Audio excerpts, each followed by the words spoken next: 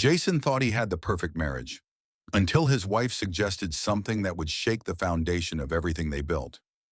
A quiet morning turned into a life-changing conversation, but the real betrayal hadn't even begun.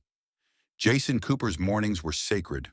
No alarm clocks, no rush, just the gentle rustle of leaves, the occasional bark of a neighbor's dog, and the quiet comfort of routine. On this particular Saturday, he sat on the back porch of their Portland home, sipping lukewarm coffee beside Amanda, his wife of 7 years. She flipped through a magazine, legs curled beneath her, seemingly at peace. He glanced at her with a quiet appreciation. Amanda wasn't just his wife. She was his best friend, his anchor. They'd weathered real storms, career shifts, financial hiccups, a miscarriage 3 years ago. But they'd come out stronger, or so he thought.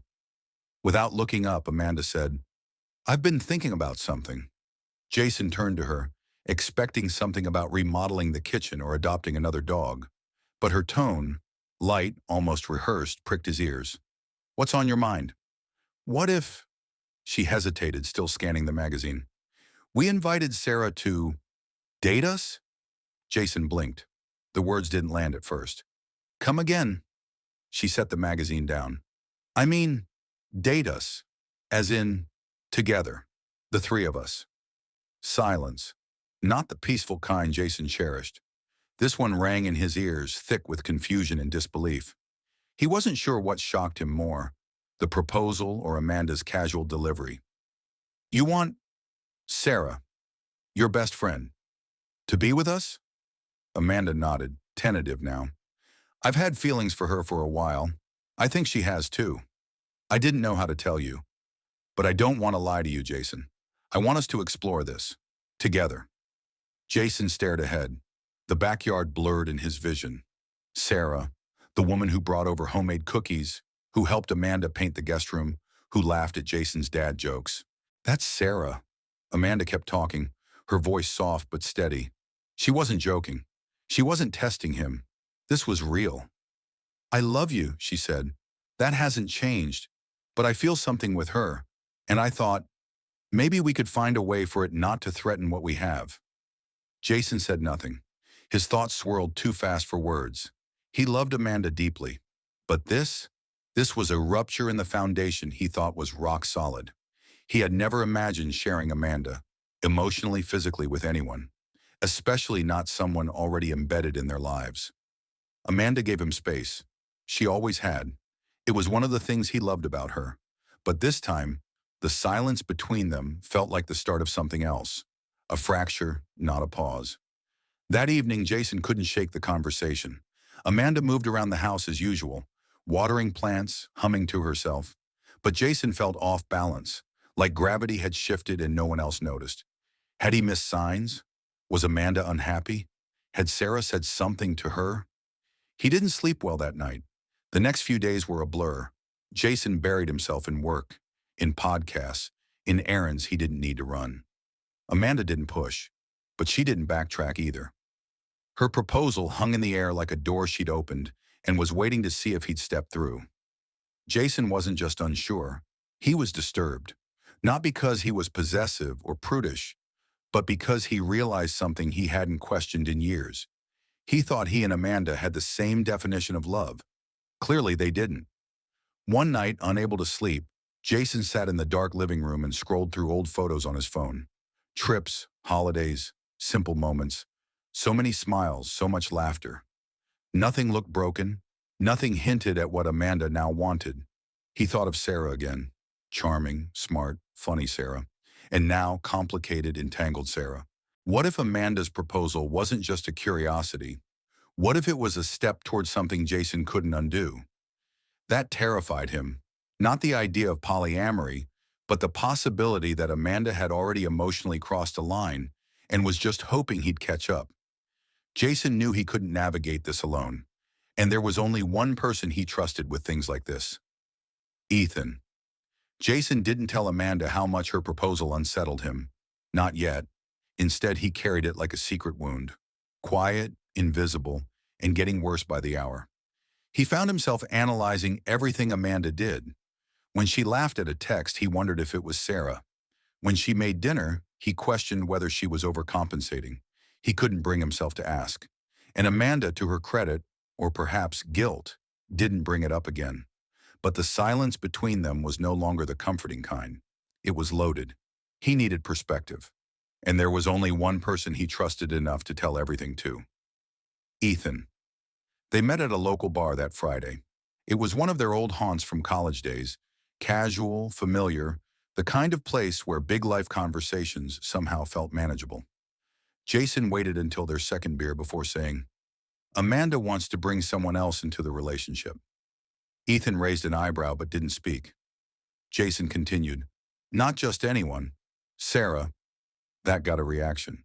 "Sarah? As in Sarah? Her best friend?" Jason nodded. Ethan leaned back, processing. "What? Like a throuple?" Jason shook his head. "She didn't use the word, just said she's had feelings for her and wanted us to consider exploring it together." Ethan didn't laugh or judge. He just asked, "And you?" "I don't know. I feel blindsided, like I've been living one version of our marriage and she's been in another." "That's fair," Ethan said. "But before you react, ask yourself, do you think she's trying to replace you or include you?" Jason looked down. That was the part that hurt.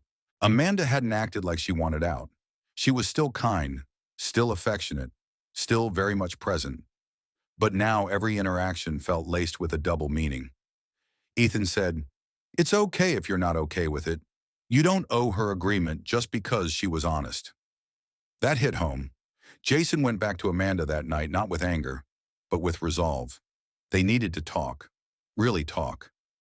He waited until after dinner, when the house was quiet and distractions were low. Amanda was reading, legs tucked under her, just like the morning she dropped the bomb. "I've been thinking," Jason began. Amanda closed the book. She didn't look surprised. "I've tried to keep an open mind," he continued, "but the truth is, I can't do it. I can't share this relationship. I don't know if that makes me small or old-fashioned, but that's how I feel." Amanda nodded slowly. "I appreciate your honesty. I really do." Jason felt the tension drop a little, but something about her calmness didn't sit right. He watched her carefully. She added, "Just so you know, I haven't said anything to Sarah. This was between you and me." Jason believed her. At least he wanted to. They agreed to move forward, just the two of them. No more talk of exploration. It felt like a resolution, but that peace was short-lived. A week later, on another Friday night, Jason came home after beers with Ethan. Amanda wasn't downstairs. The house was quiet, too quiet. Sarah's car was in the driveway. Upstairs, the bathroom light was on. Jason approached the door and froze when he heard laughter and the sound of glasses clinking. He pushed it open slightly. Amanda and Sarah were in the bathtub, naked, drinking champagne, laughing. Amanda looked up, smiling as if nothing was off. "Come join us." Jason didn't speak. He just turned around, walked downstairs and sat on the couch, flipping through TV channels without watching anything. His mind was racing. It wasn't the nudity, it was the timing. After everything, after their resolution, Amanda had invited Sarah over for a bath with champagne. It felt like betrayal wrapped in plausible deniability. When Amanda came downstairs later, Jason didn't yell. He just asked, "So, what was that?" Amanda acted confused. "What do you mean?" "You and Sarah, in the tub, after everything we talked about." "We've done that before," she said. "It wasn't sexual, just two friends relaxing." "But now it feels different," Jason said. "After what you told me, I can't see that as innocent anymore." Amanda didn't respond at first. Then she said, "You have to trust me." Jason asked, "Does Sarah even know how you feel about her?" Amanda hesitated. "No, I only told you." That night, Jason couldn't sleep. His mind kept going back to the look on Amanda's face in the tub, relaxed, happy, like she was already living in the world she'd proposed to him. The next morning, Jason pressed again. "Is there something you're not telling me?" Amanda bit her lip. Then she said it. "Sarah and we had a thing, a while ago, before you and I started dating." Jason went cold. He stared at her like she'd spoken a foreign language. "So you didn't just develop feelings. You've had them. Amanda nodded. It was in the past. I didn't think it mattered. Jason stood there, not sure what to feel. It did matter. Not because of jealousy, but because of context. Amanda hadn't been upfront about the history, and now her proposal felt less like an idea and more like a return. I need some time, he said quietly and walked out. He drove without a destination, trying to make sense of everything. Amanda hadn't cheated, but he felt betrayed all the same. Not by actions, but by omissions. He thought about the trust they'd built, about her honesty. Too late, but still honest. He didn't know if he could forgive it yet, but he knew one thing. This wasn't about Sarah. It was about Amanda, and whether the version of their marriage he believed in still existed. Jason didn't go far that night, just enough to think. He sat in a grocery store parking lot, engine off, phone untouched. Amanda's revelation about her past with Sarah had cracked something open. It wasn't just a romantic curiosity anymore.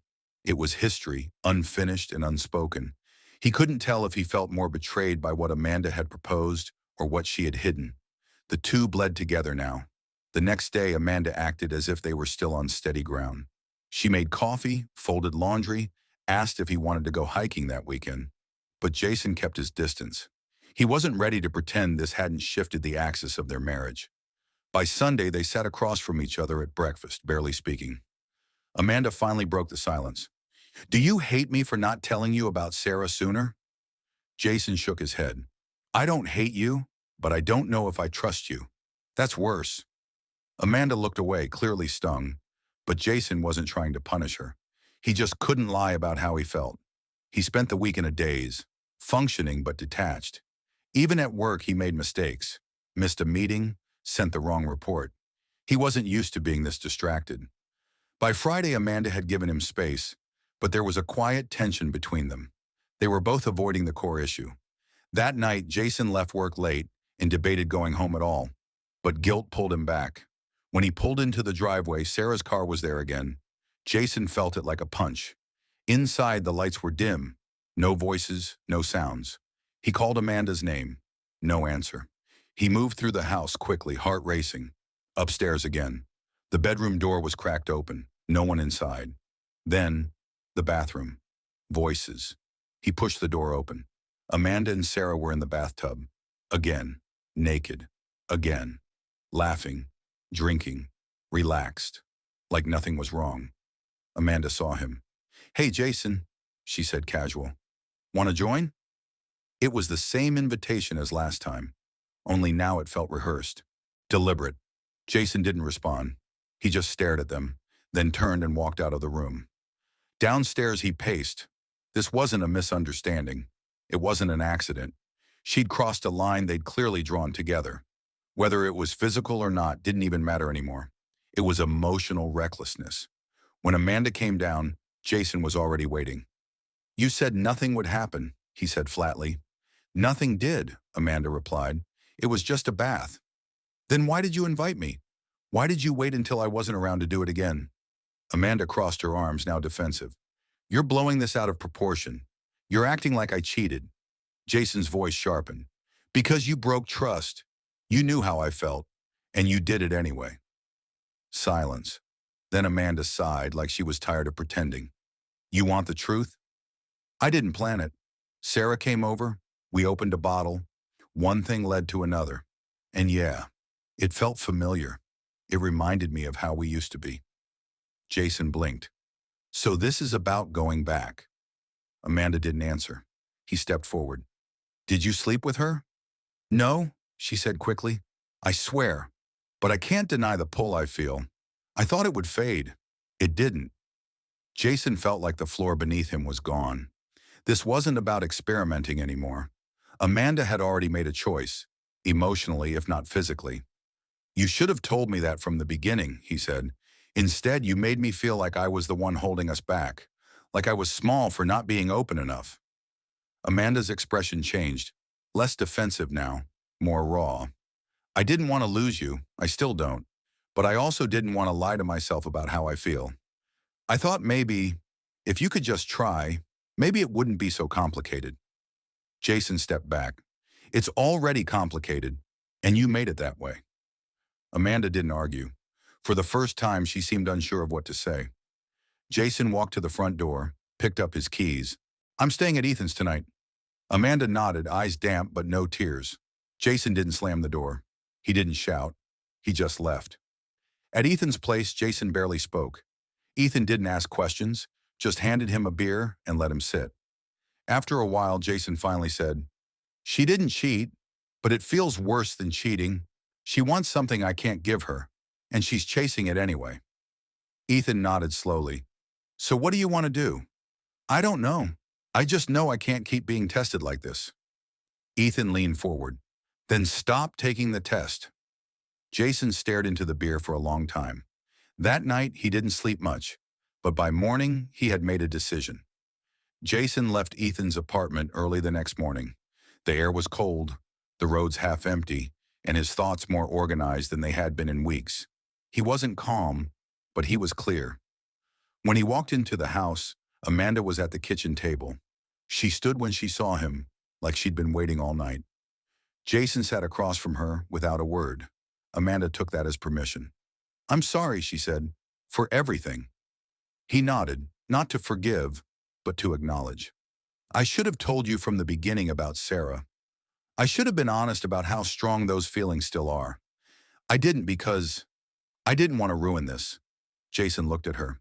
"But you did." Amanda didn't argue. She looked down. He continued, "It's not just the feelings. It's how you handled it. You made a proposal, I gave you my boundary, and you pushed past it anyway." "I know," she said. "I was wrong." Jason didn't take any comfort in her regret. He appreciated the apology, but the damage wasn't verbal. It was structural. "I need to ask you something," he said, "and I want the truth, even if it hurts." Amanda nodded. "If I hadn't walked in that night, would anything have happened between you and Sarah?" Amanda didn't answer immediately. That was an answer in itself. Jason waited. "I don't know," she finally said. "Maybe. I was caught in the moment. It felt familiar. It felt easy." Jason absorbed that. He wasn't angry, just tired. "You still love her," he said. It wasn't a question. "I don't know what to call it," Amanda replied. "It's not the same love I have for you, but it's real." Jason stood. He couldn't sit anymore.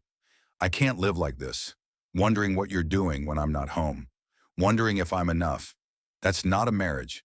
That's a waiting game." Amanda looked at him, eyes filled with panic. "Are you saying you're leaving?"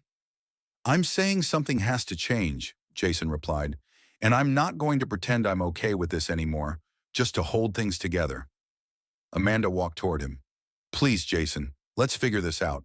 I don't want to lose you." Jason stepped back. "Then decide what you really want, because if you want both of us, I'm not that guy. I won't be in a triangle, emotional or otherwise." He left again, not in anger, but with finality. This time, he didn't go to Ethan's. He booked a hotel. For the next 3 days, he stayed offline. No texts, no calls, just time to think. By the third night, he felt steadier. Not because the pain had faded, but because clarity had taken its place. He didn't want revenge. He didn't want drama. He just wanted peace, and a partner who respected boundaries, not tested them. On day 4, he texted Amanda and asked to meet in a public place. They met at a quiet coffee shop. No one around to overhear. Amanda looked worn. Jason got straight to it. "I've thought about everything, and I'm not going to divorce you. Not yet. But we need time apart. Real time. Not overnight stays. Not just space. We need separation." Amanda looked shocked. "You think that'll help?" "I think it's the only thing that might," Jason said, "because right now, we're just walking in circles." Amanda didn't push back. "Okay," Jason continued. "You take the house. I'll get an Airbnb. We'll check in after 30 days. No Sarah, no mixed signals. Just time to figure out what we actually want." Amanda agreed. And for the first time in weeks, Jason felt like he was taking back control. The next day, he packed a few things, booked a month-long stay in a quiet rental on the other side of town, and began what felt like a reset. He worked, he read, he exercised, and every night he journaled, something he hadn't done since college. It helped. Midway through the separation, Amanda sent a message. "Thinking of you. Hope you're okay. Jason replied simply, Same. Let's use this time wisely. He didn't ask about Sarah, and Amanda didn't mention her again. By week 3, Jason knew where he stood. He still loved Amanda, but he couldn't go back to the marriage as it was. She would have to choose. And if she couldn't, he would. 30 days passed. Jason didn't count them on a calendar. He didn't need to. Each morning alone was a reminder. Every silence, every evening without Amanda's voice, every meal cooked for one, it all reinforced what he was facing. But something else happened too. He became himself again. Not the version of himself wrapped up in the marriage. Always trying to keep things steady, always compromising. He returned to his own rhythm, not cold, not closed, just honest. He thought a lot about love, not just what it felt like, but what it required. Loyalty, communication, boundaries, and most of all, mutual effort. Amanda had broken that contract, not with another person, but with a choice to prioritize her curiosity over their foundation. Still, Jason didn't hate her. That surprised him. What he felt was more complicated. Sadness, understanding, regret, but also hope, because for the first time in a long time, they had stopped pretending. They agreed to meet on day 31. Jason chose a neutral spot, the same coffee shop where they had last met. Amanda arrived on time. She looked nervous but didn't waste time. I've thought about everything, she said, and I've made my decision. Jason stayed quiet. Amanda continued, I love you, Jason, and I don't want to lose you. I talked to Sarah 2 weeks ago. I told her everything, how I felt, what had happened, what was at risk. Jason didn't flinch. He just listened. She was surprised, Amanda said, but also clear. She doesn't feel the same. She never did. I think I was holding on to an idea that wasn't real. Or maybe it was, once, but it's not anymore. Jason nodded once, still quiet. I know I crossed a line, Amanda said, and I'm not asking you to forget that, but I want to try to rebuild, not pick up where we left off, but build something new, from the truth this time. Jason finally spoke. Do you regret what you did, or just the consequences? Amanda shook her head. Both, but mostly the way I handled it. You deserve better. Jason leaned forward. I've done a lot of thinking too. I still love you, but this only works if we both commit to full honesty. No more half-truths, no more deflections. I agree, Amanda said. I want that. Jason exhaled. But I'm not rushing back into this, he added. We'll start with counseling, separate and together. And I need you to know, if anything like this happens again, it's over. Amanda nodded. It won't. Jason studied her for a moment. She seemed sincere, not desperate, not defensive, just grounded. I believe you, he said. They walked out together, not hand in hand, not like a couple reuniting after some romantic drama. Just two people who'd faced a serious fracture and decided not to let it break them, at least not yet. Over the next few weeks, they followed through. Therapy wasn't easy. They unpacked more than either expected. Amanda opened up about the loneliness she hadn't named, the doubts she'd buried. Jason talked about his fear of losing her and how silence had become his default defense. They didn't fix everything, but they stopped hiding. And for Jason, that was the real turning point.